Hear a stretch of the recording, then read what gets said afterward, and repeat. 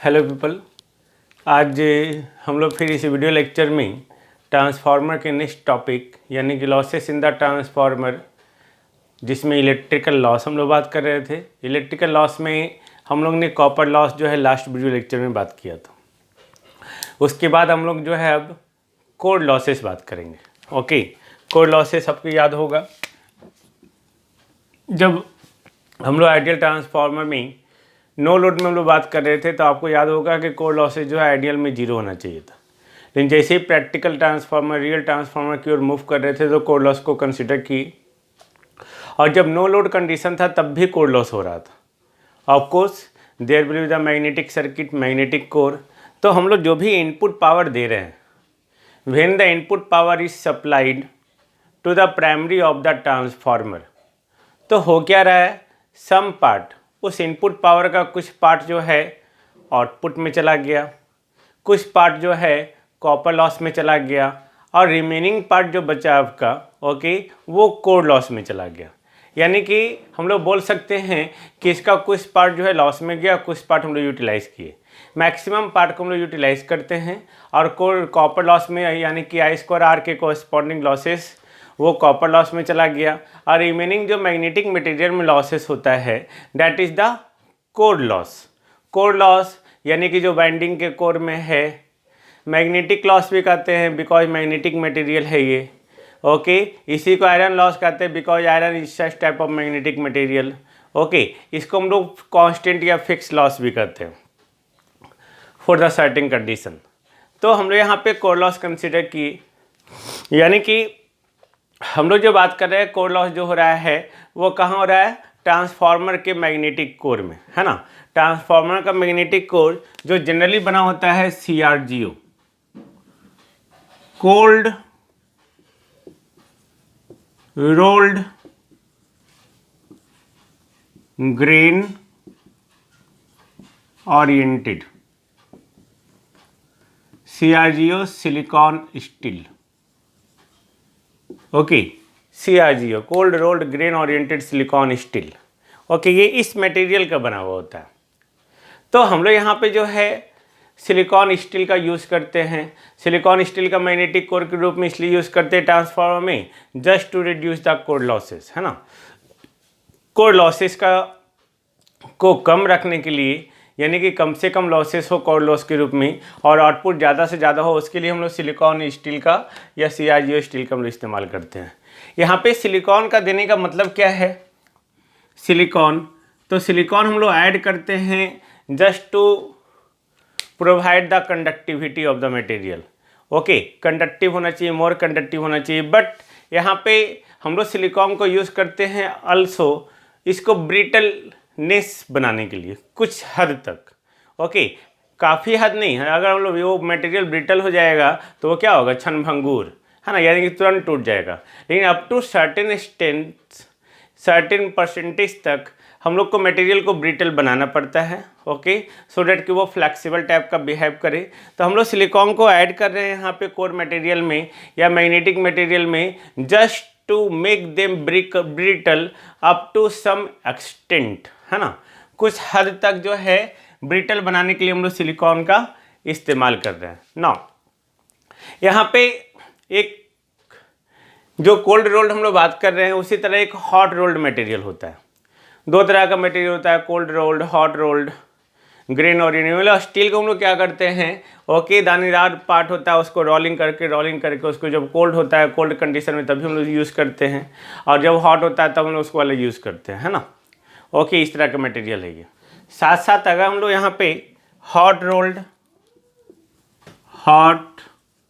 Rolled grain oriented silicon steel का अगर हम लोग बात करें तो दोनों में कुछ डिफरेंस है।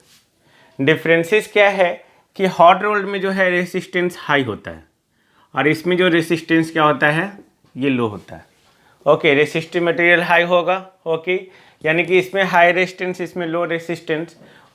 इसके साथ साथ जो इसमें सिलिकॉन का परसेंटेज है, हॉट रोल्ड में सिलिकॉन का परसेंटेज जो है 4 to 5%, बट इसमें जो हम लोग मिलाते हैं सिलिकॉन को अप टू 3% मिलाते हैं। याद रखेंगे, आपको ऑब्जेक्टिव में मिलेगा। अगर 3% से ज़्यादा हम लोग बढ़ाएंगे सिलिकॉन का परसेंटेज, तो वो ब्रिटलनेस हो जाएगा प्रॉपर्टी उसका और वो टूट सकता है ना।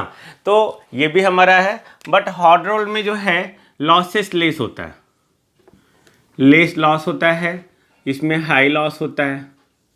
ओके, तो हम लोग यहाँ पे सिलिकॉन के कारण जो है सिलिकॉन का कंडक्टिविटी, हम लोग सिलिकॉन का परसेंटेज अगर बढ़ाते हैं तो लॉसेस हमारा कम हो रहा है, लेकिन वो साथ साथ जो है ब्रिटलनेस होने के कारण जो है हम लोग उसमें सिलिकॉन को काफ़ी ज़्यादा परसेंटेज में नहीं मिला सकते हैं। ओके, तो उससे ब्रिटलनेस हमारा क्या होगा, इससे ये अगर ज़्यादा परसेंटेज में बढ़ाएंगे तो ब्रिटलनेस बढ़ेगा, बट इसमें ब्रिटलनेस हमारा क्या हो रहा है, घट रहा है। तो ये कुछ डिफरेंसेस है, याद रखेंगे in the terms of resistance, hysteresis loss, okay, brittleness और सिलिकॉन का परसेंटेज। ओके, याद रखेंगे इसमें हिस्टेरेसिस लॉस हाई हो रहा है, इसमें हिस्टेरेसिस लॉस लो हो रहा है। इसमें सिलिकॉन 4 से 5% है, इसमें अप टू 3% इसका रेसिस्टेंस हाई होता है, इसका रेसिस्टेंस लो होता है। ओके, तो ये हुआ CRGO में, और यानी कि कोल्ड रोल्ड में और हॉट रोल्ड में यहाँ डिफरेंस हुआ। अब हम लोग बात करते हैं CRGO के बारे में। हम लोग CRGO का जो बेसिकली यूज़ करते हैं वो प्रीफर्ड करते हैं कोर मटेरियल में, ओके, एट द जॉइंट्स, है ना। जैसे जॉइंट्स, जैसे ये हमारा जो इस तरह का शेप का होता है, ओके, तो जॉइंट्स में हम लोग वहाँ पे यूज़ करते हैं। ओके, या इस तरह का भी शेप देखते हैं आप लोग, ये सेल टाइप, ये कोर टाइप में। तो जॉइंट्स पे जो है हम लोग just to reduce the magnetising current, है ना, मैग्नेटाइजिंग करंट को रिड्यूस करने के लिए हम लोग क्या करते हैं, जॉइंट्स पे इसी मटेरियल का यूटिलाइज करते हैं। और स्टील जो है हम लोग जानते हैं वो वेरी गुड फेरोमैग्नेटिक मटेरियल है ना, वेरी गुड फेरोमैग्नेटिक मटेरियल है, तो वो आपका जो है क्या है, वेरी गुड, मतलब कि मैग्नेटिज्म के प्रति जो है बहुत ज़्यादा सेंसिटिव है, वेरी सेंसिटिव। तो ये हमारा वो उसका मटेरियल का मतलब मैग्नेटिक मटेरियल के बाद।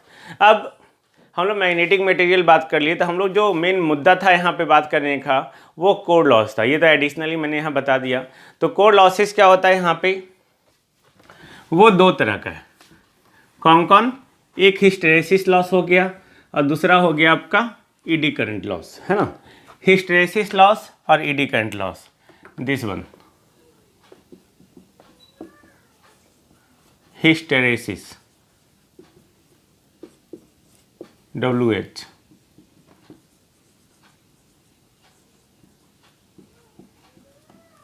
ED current loss, WA। ये 2 तरह का लॉसेस होता है core loss.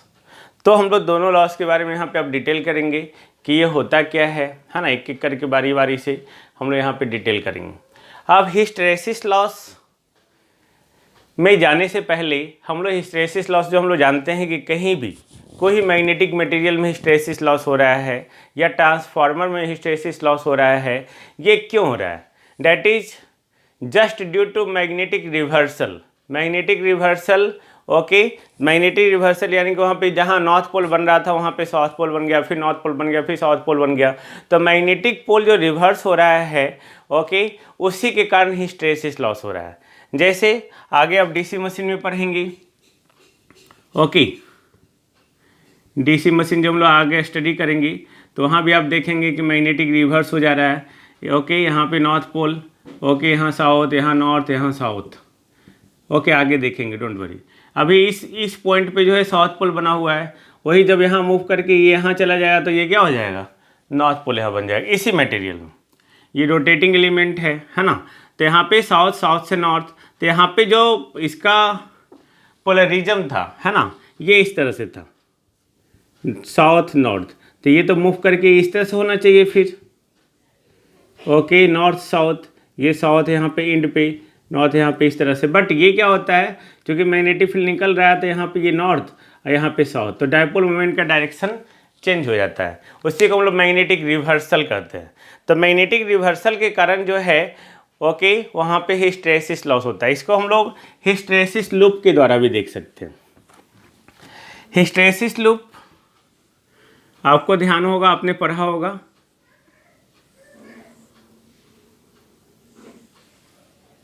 This one is the hysteresis loop. Okay, तो हिस्टेरेसिस लूप क्या है, सिंपल, ओके, ये करंट, ये हमारा जो है करंट या H बोल दो, ये B या फाई, दिस वन H हमारा क्या हुआ, NiYL।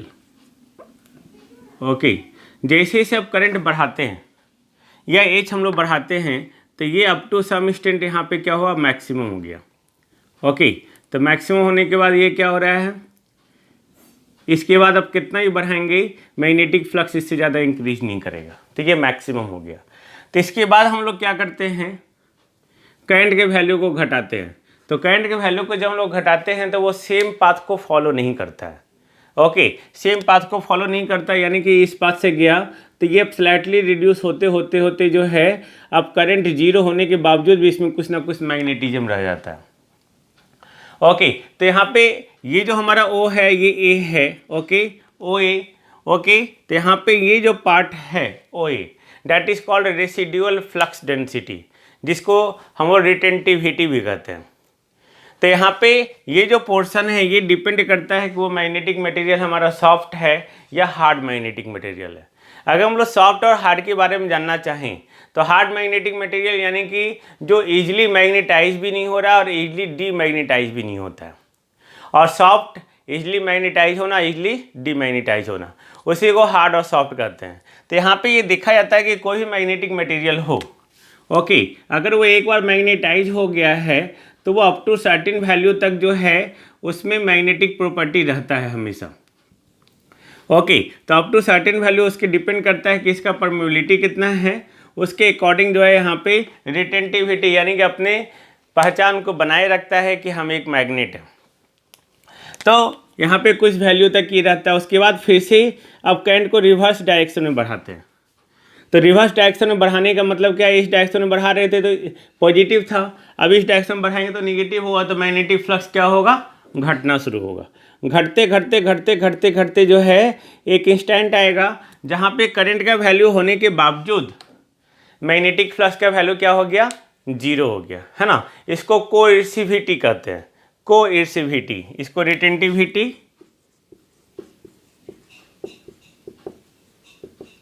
इसका एक अलग वीडियो ही बनेगा।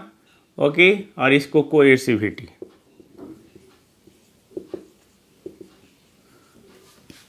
This one. तो यहाँ पे ये बता रहा है कि करंट होने के बावजूद भी इसमें मैग्नेटिक फ्लक्स है। फिर हम लोग करंट का वैल्यू हम लोग जैसे इसमें बढ़ाते जा रहे हैं, मैक्सिमम हुआ, अब इससे ज़्यादा ये बढ़ नहीं सकता, फिर हम लोग घटाते जाते हैं तो ये इस तरह से एक लूप बन जाता है। This one. तो आप यहाँ देख रहे हैं, है ना, मैग्नेटिक रिवर्सल। ओके, तो मैग्नेटिक रिवर्सल उसके कारण जो लॉसेस हो रहा है that is called hysteresis loss. ये इसका एरिया जो होगा, हिस्टेरेसिस लूप का जो एरिया होगा वो हिस्टेरेसिस लॉस को शो करता है। होना क्या चाहिए था कि इसी पाथ को में जाता है, इसी पाथ को फॉलो करके वापस चला था, बट इसी पाथ को वो फॉलो नहीं करता है जब हम लोग करंट के मैग्नीट्यूड को घटाते हैं तब। ओके, तो हम लोग यहाँ पे हिस्टेरेसिस लॉस का अगर मैथमेटिकल एक्सप्रेशन देखना चाहें, जिसका हमारे पास प्रूफ भी है, बट यहाँ पे प्रूफ बताने का कोई नीड नहीं है ना।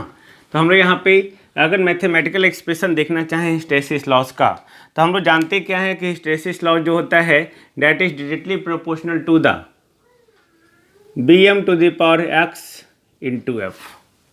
Got it. यहाँ पे जब इसके प्रोपोर्शनलिटी कांस्टेंट को हम लोग ब्रेक करेंगे तो KH Bm to the power x f, या कहीं कहीं हम लोग लिखते हैं eta, okay, eta Bm to the power x f v naught, this one.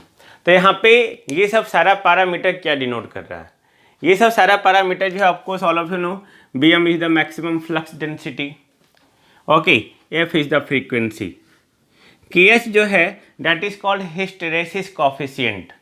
Hysteresis coefficient जो डिपेंड करता है, ओके, किस पे डिपेंड करता है, ये डिपेंड करेगा कि हमारा जो है कैसा मटेरियल है, साथ साथ मटेरियल के वॉल्यूम पे जिस पे बाइंडिंग किया हुआ है।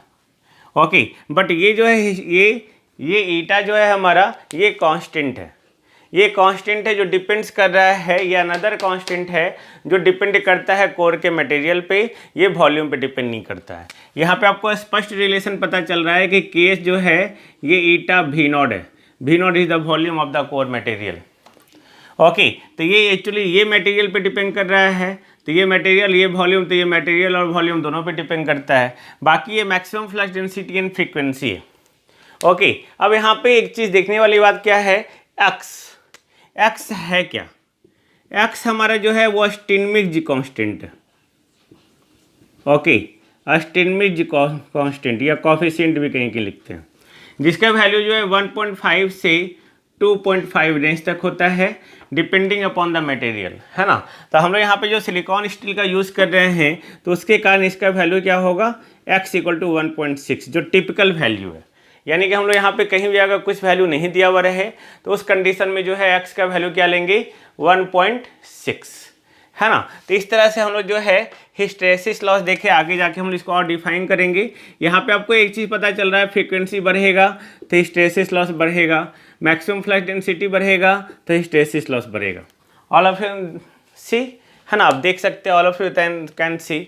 ओके, तो हम लोग इस पर फिर से हम लोग फोकस करेंगे कंबाइंडली हिस्टैरिसीस लॉस को, एडी करंट लॉस को, बट उसके पहले हम लोग क्या करते हैं, एडी करंट लॉस को भी देखते हैं। ओके, तो एडी करंट लॉस जिसको WE से डिनोट कर रहा है, ईडी करंट लॉस, है ना, just see ED current loss. ED current loss जानने से पहले जो है हम लोग ईडी करंट के बारे में देखते हैं। तो एक्चुअली ये लॉस जो है ओके वहाँ होता है जहाँ पे एक सर्कुलेटिंग करंट फ्लो कर रहा है, ओके, कहाँ, मैग्नेटिक मटेरियल में या मैग्नेटिक कोर में। तो मैग्नेटिक मटेरियल हमारा कोई भी हो, अगर उस मैग्नेटिक मटेरियल में जो है एक सर्कुलेटिंग करंट फ्लो करने लगा, okay, then this current is called eddy current. तो सबसे पहले यहाँ पे क्या बात होता है, भंवर धारा आप बोल सकते हैं इसको। तो सबसे पहले बात ये होता है कि ये ईडी करंट आता कहाँ से है। तो ईडी करंट वहाँ पे आता है जब हम लोग वैसे मैग्नेटिक मटेरियल को या कंडक्टर को अगर हम लोग किसी अल्टरनेटिंग मैग्नेटिक फील्ड में या रोटेटिंग मैग्नेटिक फील्ड में प्लेस करते हैं, तब उस कंडीशन में जो है हिस्टैरिसीस लॉस होता है। या हमारा मटेरियल ही रोटेट करता है, जैसे डीसी मशीन में मटेरियल रोटेट करता है तो वहाँ हिस्टैरिसीस लॉस होता है। ओके, एसी मशीन में जो है वहाँ पे रोटेटिंग मैग्नेटिक फील्ड होता है तो वहाँ पे हिस्टैरिसीस लॉस होता है। ट्रांसफार्मर में अल्टरनेटिंग मैग्नेटिक फील्ड है तो वहाँ पे भी हिस्टैरिसीस लॉस होता है। तो अल्टरनेटिंग मैग्नेटिक फील्ड के कारण जो भी मैग्नेटिक फील्ड आया तो वो मैग्नेटिक फील्ड जो इससे पास करेगा वो मैग्नेटिक फील्ड कैसा होगा, वो मैग्नेटिक फील्ड जो है वो अल्टरनेटिंग नेचर का होगा, अल्टरनेटिंग। तो अल्टरनेटिंग नेचर का हो तो इस अल्टरनेटिंग नेचर होने के कारण जो है Faraday law of electromagnetic induction क्या कहता है कि अगर ये कंडक्टर से या किसी मटेरियल से, मैग्नेटिक मटेरियल से, इलेक्ट्रिक मटेरियल से अगर पास होता है तब उस कंडीशन में जो है वहाँ पे एक EMF इंड्यूस होगा।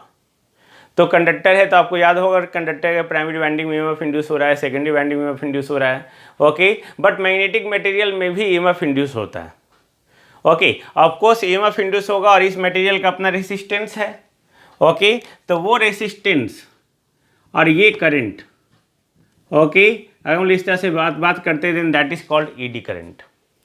ओके, अब ये ईडी करंट आ गया, रेसिस्टेंस आ गया, यानी कि ईडी करंट के कॉरस्पॉन्डिंग जो लॉसेस होगा वो लॉसेस किस फॉर्म में होगा, वो I² के फॉर्म में होगा। That is the heating effect. यानी कि ईडी करंट लॉस जो है that appears in the transformer core magnetic material in the form of heat loss. Okay, और वो एफिशिएंसी को क्या करेगा, अफेक्ट करेगा, है ना।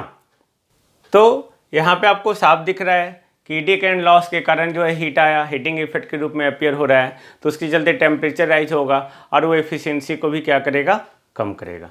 तब यहाँ पे ईडी करंट लॉस यानी कि जो आपका WE एक्चुअली हो रहा है I² या हम लोग बोल सकते हैं WE जो है EMF induce by R। Of course इसमें जब पुट करेंगे वैल्यू को R² × R इक्वल टू क्या आएगा, EMF इंड्यूस बाई R। तो यहाँ पे ईडी करंट लॉस को कम करने के लिए क्या होना चाहिए भाई, ईडी करंट का वैल्यू कम होना चाहिए। अगर ईडी करंट ऑफकोर्स यहाँ पे ये मैग्नेटिक मटेरियल है तो मैग्नेटिक मटेरियल का जनरली जो रेसिस्टेंस होता है वो कम होता है।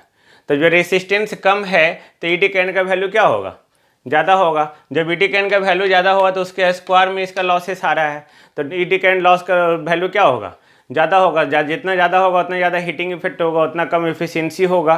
ओके, चूँकि लॉसेज ज़्यादा हो रहा है तो एफिशिएंसी कम हो रहा है, तो हम ये ट्रांसफार्मर को डैमेज कर सकते हैं।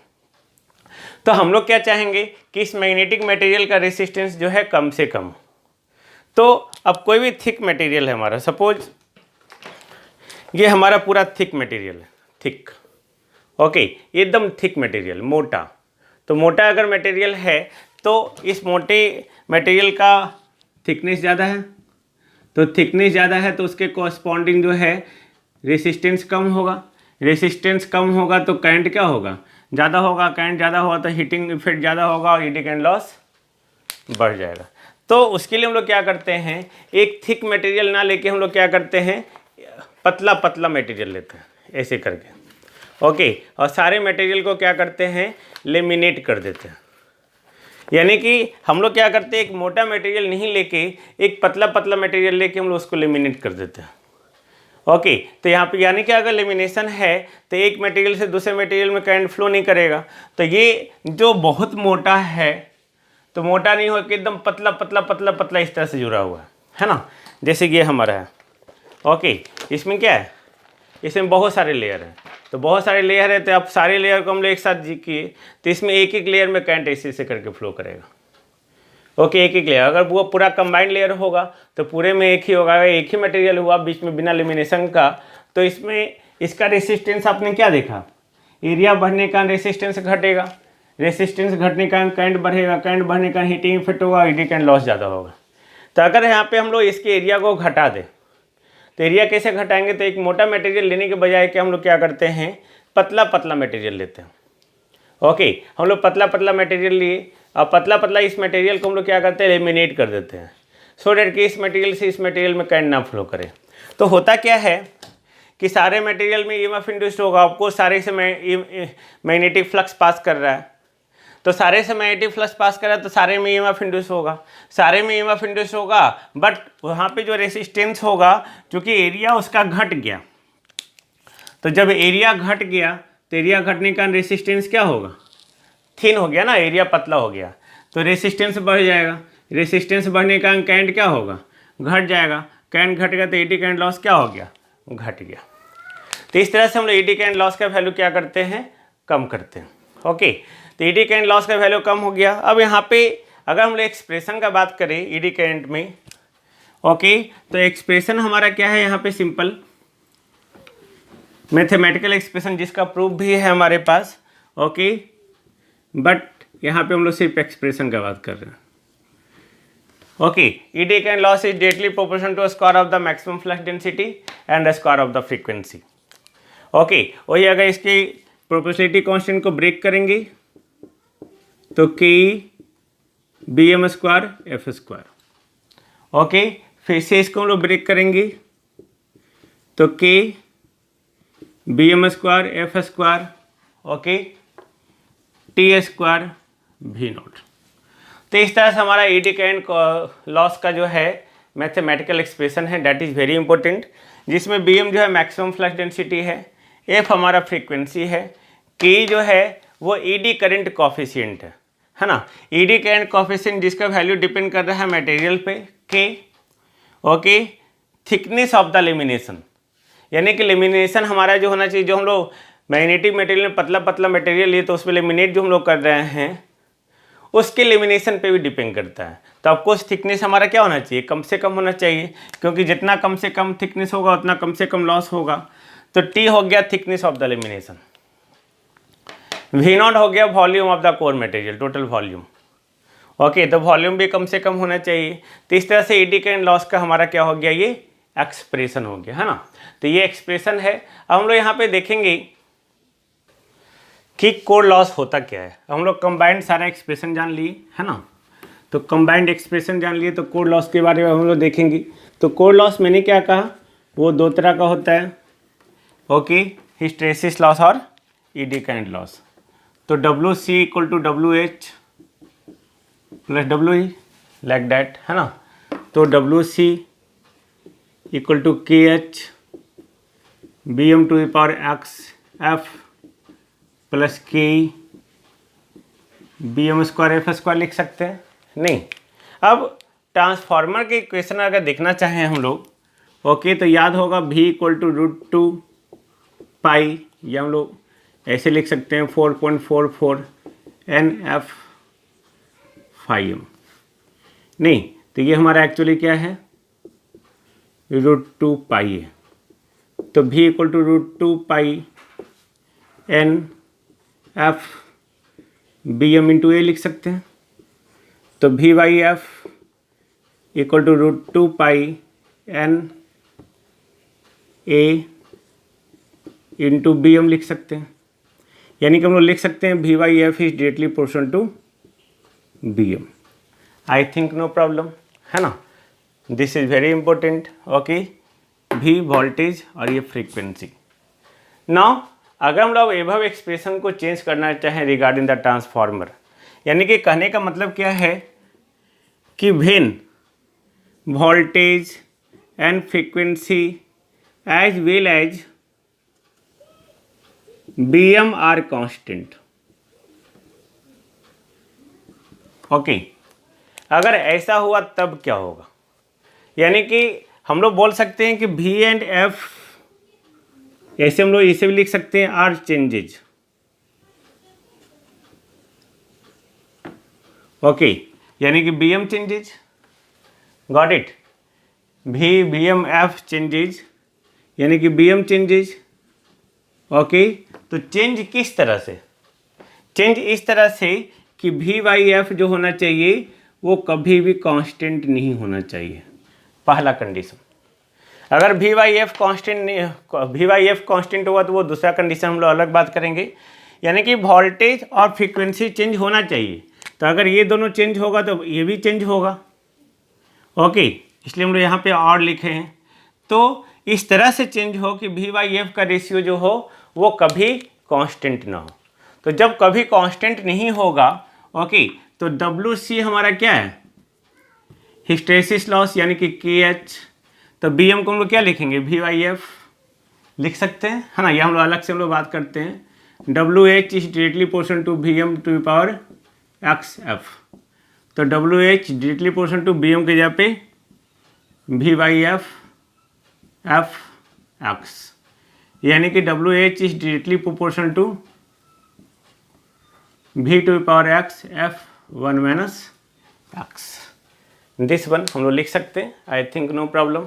नहीं, तो WH equal to KH dash लिख देते हैं F1 minus X।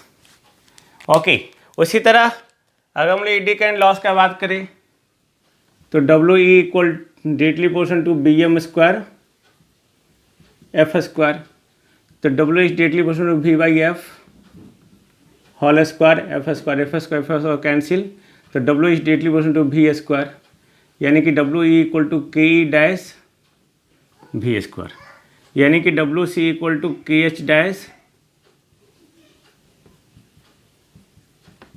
Plus KE dash V square. ये कब आया कंडीशन, जब V और F चेंज हो रहा है, ऐसा चेंज हो रहा है, यानी कि BM भी चेंज हो रहा है, ऐसा चेंज हो रहा है जब V/F हमारा कांस्टेंट नहीं है। तो सोचो इस कंडीशन में अगर वोल्टेज बढ़ रहा है तो यहाँ तो एडी करंट लॉस हमारा सबसे पहले क्या हो गया, ये फ्रीक्वेंसी से इंडिपेंडेंट हो गया, यानी कि फ्रीक्वेंसी बढ़े या घटे that doesn't matter. Okay, eddy current हमारा क्या होगा इस कंडीशन में, कांस्टेंट। किस कंडीशन में, जब V/F हमारा कांस्टेंट नहीं है तब। लेकिन वोल्टेज अगर बढ़ेगा तो एडी करंट लॉस बढ़ेगा। ओके, लेकिन फ्रीक्वेंसी बढ़ेगा घटे, एडी करंट लॉस बढ़ेगा घटेगा नहीं। हिस्टैरिसीस लॉस के साथ क्या हो रहा है कि अगर वोल्टेज बढ़ेगा तो हिस्टैरिसीस लॉस बढ़ेगा, लेकिन अगर हमारा फ्रीक्वेंसी बढ़ेगा तो 1 माइनस एक्स, यानी कि 1 माइनस 1.6 माइनस 0.6 तो नीचे आ जाएगा। तो यानी कि ये क्या हो गया, लेस देन 1 हो गया। तो अगर फ्रीक्वेंसी बढ़ा तो हिस्टैरिसीस लॉस क्या हो गया, घट गया। इस कंडीशन में आप यहाँ देख रहे थे फ्रीक्वेंसी बढ़ रहा है तो आपका हिस्टैरिसीस लॉस बढ़ रहा था। बट इस कंडीशन में क्या हो रहा है कि जब फ्रीक्वेंसी बढ़ेगा तो हिस्टैरिसीस लॉस आपका क्या हो रहा है, घट रहा है। ओके, तो इस कंडीशन में हम लोग ये बात कर लिए कंक्लूजन। ओके, कंक्लूजन याद रखेंगे, साथ साथ ये भी याद रखेंगे कि V to the power X है, ये V स्क्वायर है। तो इससे ज़्यादा रेशियो से एडी करंट लॉस बढ़ेगा, कब, जब वोल्टेज बढ़ेगा। अब हम लोग इसको इस तरह से चेंज कर रहे हैं बी एम अभी भी चेंज हो रहा है, लेकिन वी वाई एफ अगर कांस्टेंट आ जाए तो अगर वी वाई एफ कांस्टेंट हो जाए तो बी एम हमारा क्या हो जाएगा, कांस्टेंट हो जाएगा, यानी कि बी एम कांस्टेंट है। लेकिन वी एंड एफ क्या हो रहा है, ये चेंज हो रहा है। कब, जब वी वाई एफ हमारा कांस्टेंट हो। तो जब वी वाई एफ हमारा कांस्टेंट हो गया, बी एम कांस्टेंट हो गया, तो डायरेक्टली हम लोग क्या लिख सकते हैं, डायरेक्टली इसको हटा देंगे, है ना। तो डायरेक्टली हटा दिए तो सिंपल सा यहाँ पे ये क्या आ जाएगा टर्म, फ्रीक्वेंसी का डायरेक्टली प्रोपोर्शनल, सिंपल, ज़्यादा लंबा चौड़ा कुछ नहीं, है ना। तो यहाँ पे क्या हो रहा है आपका सिंपल कि ये फ्रीक्वेंसी का डायरेक्टली प्रोपोर्शनल, ये फ्रीक्वेंसी का होल स्क्वायर का। ओके, तो इस कंडीशन में अगर फ्रीक्वेंसी बढ़ाते हैं तो ये भी बढ़ेगा, और यहाँ फ्रीक्वेंसी बढ़ाते हैं तो ये डबल टाइम से बढ़ेगा। लेकिन अगर वोल्टेज बढ़ा रहे हैं, ओके, कब, जब बी एम कॉन्स्टेंट है या वी वाई एफ कॉन्स्टेंट है, तो उस कंडीशन में क्या हो रहा है, वोल्टेज बढ़ाने से कोर लॉस पे कोई इफेक्ट नहीं हो रहा है। कब, जब फ्रीक्वेंसी बढ़ा रहे हैं तब। ओके, जब वोल्टेज बढ़ा रहे हैं तो हिस्टैरिसीस लॉस और ईडी कैन लॉस पे कोई भी अंतर नहीं पड़ेगा, लेकिन फ्रीक्वेंसी बढ़ाएंगे तब इफेक्टेड होगा। तो दोनों कंडीशन याद रखेंगे, जब वी वाई एफ हमारा कांस्टेंट हो रहा है तब सिर्फ फ्रीक्वेंसी पे डिपेंड कर रहा है, ओके, वोल्टेज पे नहीं। लेकिन जब वी वाई एफ कांस्टेंट नहीं हो रहा है तब उस कंडीशन में जो है वोल्टेज पे डिपेंड नहीं कर रहा है, ओके, तब उस कंडीशन में जो है वोल्टेज या फ्रीक्वेंसी पे हिस्टैरिसीस लॉस डिपेंड कर रहा है, ईडी कैन लॉस सिर्फ वोल्टेज पे, है ना। ओके, तो हम लोग नेक्स्ट वीडियो लेक्चर में जो बात करेंगे नेक्स्ट 2 लॉसेस के बारे में, डाइलेक्ट्रिक लॉस और स्ट्रे लॉस के बारे में, और उस पर बेस्ड न्यूमेरिकल के बारे में। इसको देखिए, समझिए, फिर हम लोग आगे कोई प्रॉब्लम्स हो तो आप मुझे कांटेक्ट कर सकते हैं। Okay, thank you.